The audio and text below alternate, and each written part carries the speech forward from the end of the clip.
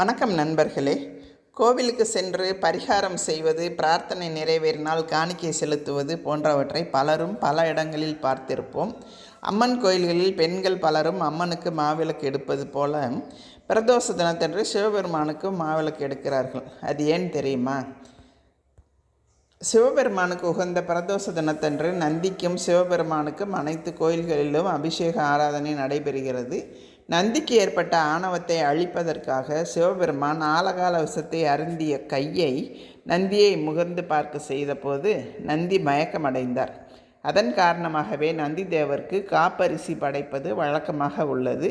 அத்துடன் பச்சரிசி மாவால் மாவிளக்கு செய்து அதில் நெய் ஊற்றி விளக்கேற்றி வழிபடுவதால் நமது குறைகளை சிவபெருமானிடம் கூறி நந்திதேவர் நிறைவேற்றி வைப்பதாக ஐதீகம். அதனால் அஷ்ட ஐஸ்வர்யம் கிடைத்து செல்வ செழிப்பு ஏற்படும் என்பது நம்பிக்கை.